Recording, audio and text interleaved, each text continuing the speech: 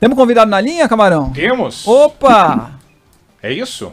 Paulo Roberto Falcão, só isso. O rei de Só Roma. isso, hein? Só isso, um dos maiores jogadores da história do futebol, né? Já foi craque em campo, craque no comando técnico, sabe absolutamente tudo do riscado e cordialmente nos atende aqui na programação da Rádio Band News Devia ter FM. vindo de gravata pra falar. Tudo com o bem, Falcão. professor Paulo Roberto Falcão? Seja bem-vindo aqui à Band News FM, tudo bem? Boa tarde, meus amigos, boa tarde. Estamos aqui depois desse sorteio aí que não nos deixou muito felizes, mas também não nos deixou muito tristes, né? Afinal de contas, o sorteio sempre é uma festa. E eu acho que o importante é a gente ficar naquela torcida, né, para fugir daquela seleção, mas dentro de uma normalidade, aquilo que a gente viu da seleção aqui na América do Sul, evidentemente, descontando sempre os adversários. Nós tivemos assim, a grande dificuldade com a Argentina, né, e o resto do Brasil atropelou. Eu também tenho a curiosidade de ver o Brasil jogando contra time europeu. Eu copio o Tite. O próprio treinador disse que gostaria de ter um confronto maior com seleções europeias antes do Mundial. E vamos ter, mas só dentro do Mundial, né, com a Sérvia e com a Suíça. Quem nos acompanha na live tem a oportunidade de ver toda a elegância do Falcão, né, estética, além de em campo ele ter sido simplesmente um dos mais elegantes jogadores de todos. Falcão, a impressão é de que o Brasil poderia talvez ter tido um cenário um pouco mais problemático logo de cara. Mas não dá para entender algo diferente de que o time do Tite vai ter que trabalhar bastante nessa primeira fase, porque Sérvia e Suíça são adversários duros, né? Antes de mais nada, basta ver o que aconteceu na última edição da Copa do Mundo, e Camarões ter se classificado daquela maneira heróica nas eliminatórias africanas. Você tem essa mesma percepção, Falcão? E foi esse o tempo, né, que as seleções africanas não marcavam bem. Você dizia sempre que eles atacavam bem, mas marcavam mal. Então, eles se organizaram, levaram treinadores europeus para lá, eles tiveram uma organização, melhoraram a marcação, o setor defensivo, continuam atacando bem. Mas eu acho assim, a Sérvia é um time de qualidade, né? A Sérvia é um time que toca a bola, que tenta jogar. Eu acho que é mais, digamos assim, entra mais no jogo do Brasil. Eu acho que o adversário é a Suíça, tá? O nosso adversário, a Suíça, que na última Copa empatou com a gente 1-1, a Suíça que teve um recorde de não tomar gol em nenhuma Copa do Mundo, foi em 2006, depois foi tomar gol acho que na segunda partida de 2010, tem uma história de defesa fantástica. E recentemente, se não me engano, também ganhou da França, da campeã do mundo. É um time perigoso, tá? Uma seleção perigosa pela marcação e pela... Sair em velocidade é uma característica do europeu, mas eles têm muita qualidade defensiva, né? E tomara que eu me engane, né? Que no jogo contra o Brasil, isso tudo que eu estou dizendo em termos defensivos não apareça. Mas é um time perigoso, é uma seleção perigosa. Falcão, Marcelo falando, dentro disso, você que já foi técnico de seleção brasileira, a gente sabe da dificuldade que o Brasil vai ter e não vai conseguir jogar com o europeu até lá. E tem uma seleção, como você disse, defensiva para jogar, que é a Suíça. Se você tivesse que escolher um adversário não europeu para jogar um amistoso, para treinar isso, qual time você escolheria? Eu procuraria uma seleção que não estivesse classificada, mas tivesse uma força defensiva importante, né? A força defensiva importante. Acho que o Tite vai ter que fazer isso nos treinos, inclusive. Acho que é criar uma situação do time que não chamaria de reserva, porque a seleção brasileira nunca tem reserva, mas de jogadores que não estariam sendo aproveitados no time titular, para organizar uns setores defensivos de marcação, que é uma característica da seleção da Suíça, né? Então é difícil achar uma seleção assim que não seja classificada, a não ser que a gente comece a pensar um pouco, ver quem é que vai ficar fora aí dessas últimas classificadas, ver quem tem uma marcação forte atrás, o que é difícil, porque a seleção talvez jogar contra uma seleção italiana, que não tem mais aquele espírito só de defender. Enfim, acho que teremos que buscar uma alternativa para que a gente possa nos ajudar, inclusive, nessa situação da seleção enfrentar uma seleção europeia, para a gente sentir, né, como é que está isso. Mas acho também que a preocupação vai sempre maior do adversário pelo respeito que o Brasil impõe. Agora, repito, essas coisas, a camisa não ganha mais. Se a gente analisar o grupo do Brasil, o Brasil deve classificar bem, mas tem que jogar o que vinha jogando.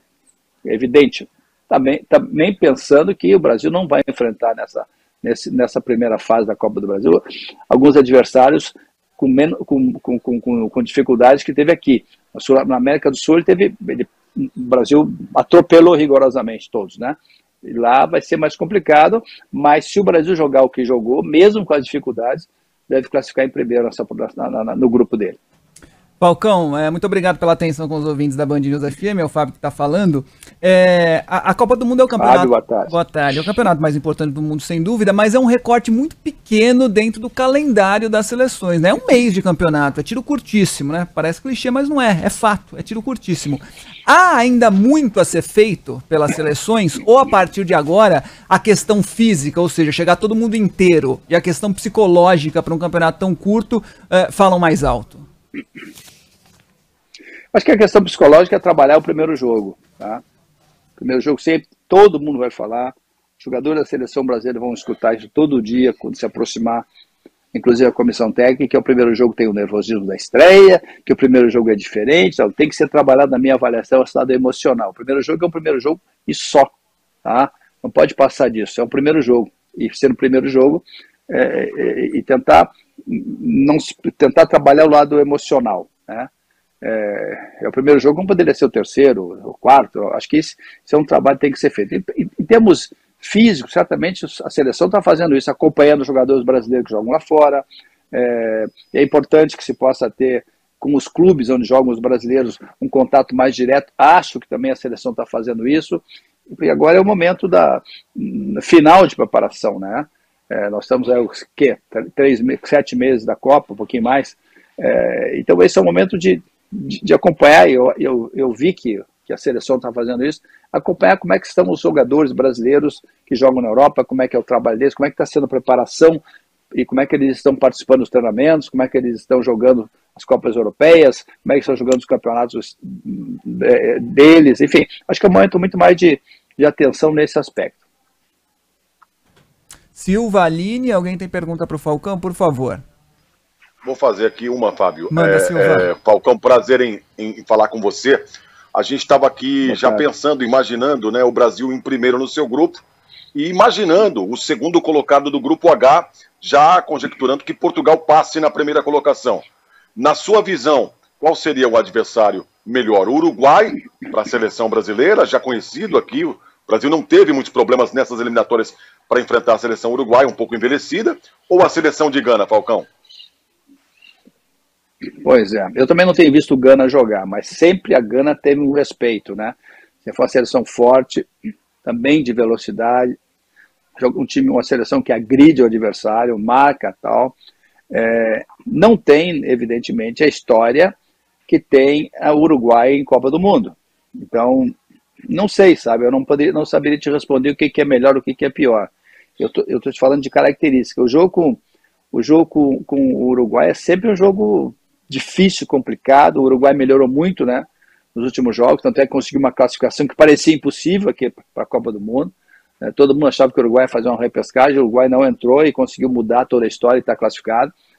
E tem muito peso a seleção, tem muita camisa, né? Então, se pudesse evitar o Uruguai, eu acho que seria melhor. Falcão, a Aline quem está falando, boa tarde, é um prazer te receber aqui na Band News FM. Boa tarde. Queria saber assim, na última Copa o Brasil enfrentou a Sérvia e também a Suíça. Dá para tirar alguma coisinha daqueles confrontos ou não? A gente está falando de um novo ciclo, outro momento, tudo completamente diferente. Eu acho que a Sérvia o Brasil ganhou 2-0, né? E a Suíça nós empatamos 1-1. Estou errado ou não? Isso. É isso, né? Foi isso, né? Foi isso. Quer dizer, não foi um adversário fácil a Sérvia na época, a Suíça muito menos.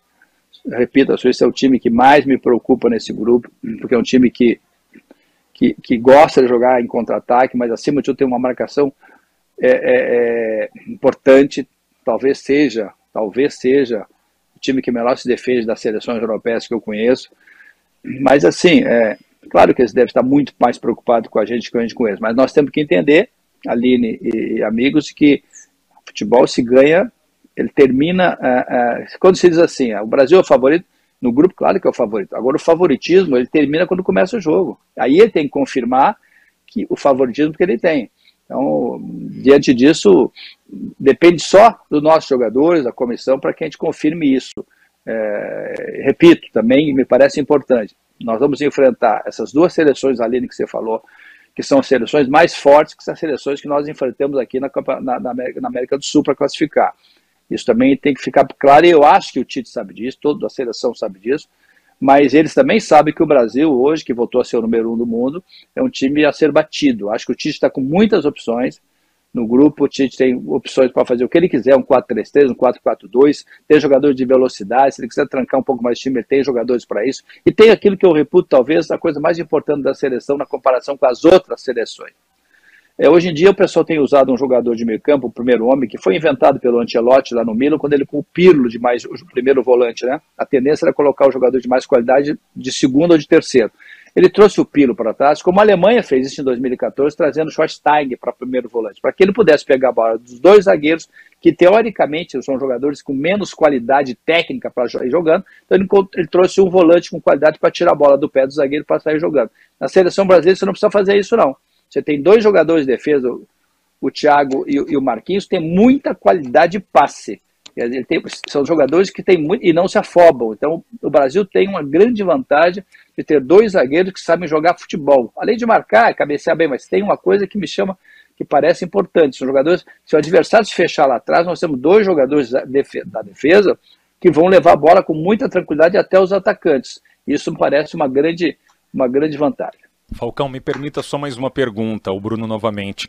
Em relação ao Tite, é um cara que, como você citou, tem um leque de opções para efetuar a montagem, a execução das ideias desse plano tático todo.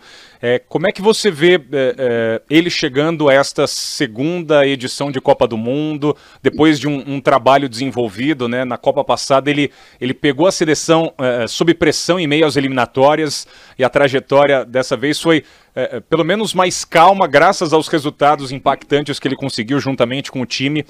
Qual que é o status do Tite hoje, né, perante outros rivais, outros comandantes técnicos de outras seleções? Como é que você vê o Tite nesse momento à frente da seleção brasileira? Ele que já anunciou, né, que ao término dessa disputa no Catar vai seguir outros passos profissionais. Eu acho que o Tite, certamente, como todo profissional que participa de duas Copas, está mais amadurecido. Não significa que ele não estivesse amadurecido naquela outra Copa. Na outra Copa nós enfrentamos uma Bélgica que foi melhor que a gente, uma Bélgica que era a grande sensação da Europa naquela oportunidade, um time muito bem montado. Enfim, embora o Brasil também tenha feito um bom jogo naquele contra a Bélgica.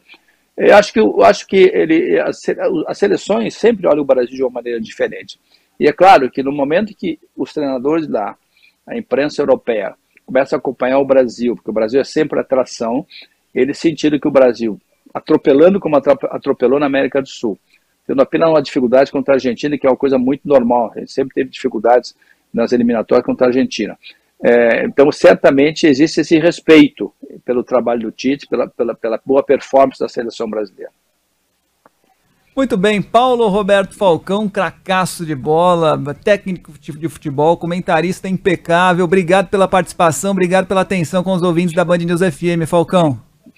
Boa tarde. Imagina, grande abraço para vocês, bom programa, que tudo corra bem, que a gente possa começar a pensar em Copa do Mundo, mas torcendo muito, né? De longe, torcendo, esperando que a gente possa se concretizar mais um título mundial. Abraço, obrigado.